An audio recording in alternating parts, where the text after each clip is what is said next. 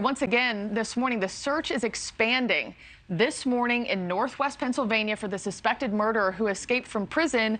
This was nearly a week ago that it happened. Yeah, this has been something that has a lot of people on edge. You're locking up their doors, their cars. Michael Burham is the suspect who broke out of the Warren County prison last Thursday night, and there's been a big manhunt since. Our Dre Clark is live this morning in Warren County, Pennsylvania. Dre, locals there obviously wanting to get this resolved, wanting to find him. They still believe somebody's helping him?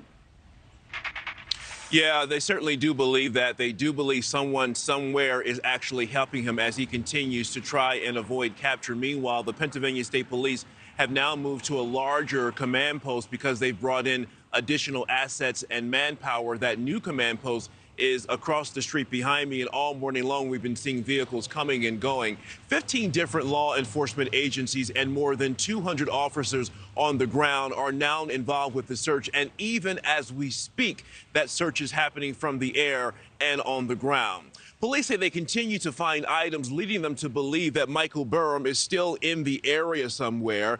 The police, although they won't say what those items are. There have been several reported sightings of Burham, but police say so far none of those reports have panned out. Police also investigating if Burham has been involved in any area break-ins. It's been nearly a week since Burham, a suspected murderer, escaped from the Warren County jail. Investigators estimate Burham may have had a 90-minute head start getting away because police could not access the jail surveillance video they needed to determine which direction he ran in. Investigators also, again, still believe Burham is getting assistance from someone in the area. Search teams are starting to now shift their focus to more rural areas while also looking through the vast Allegheny National Forest. Burham is a self-taught survivalist and military reservist, so he knows how to survive in the elements. But police say the search to find him won't be ending anytime soon. We have structured this investigation and manhunt in a way that it is very sustainable. And so, yes, we will continue to devote the resources to it. We're not simply going to walk away, and that's my message to Burham. We're not going away. We absolutely will be incarcerating you again. It's only a matter of time. I guess I kind of was thinking with his military background, he could have them on a chase for a while, but I think eventually they all get caught one way or another.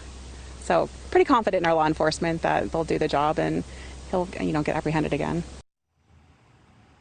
Yeah, Burham is also accused of murdering a woman in nearby Jamestown, New York, which is about 20 minutes from where we are this morning. Kayla Hodgkin was shot to death in May. Before her death, she accused Burham of raping her. Hodgkin's mother spoke exclusively with NewsNation's Chris Cuomo last night. She says her grandson told her Burham had escaped, not the police.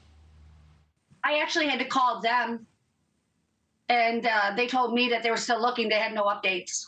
And then yesterday, they came to my house and totally did a search of my house and made me feel like I had done something wrong. They actually searched my home. Are they doing anything special, as far as you know, to make sure that the kids and that you and the rest of anybody who could be a target are being watched safe? I don't know anything like that. I know they did put the kids in protective custody, yeah.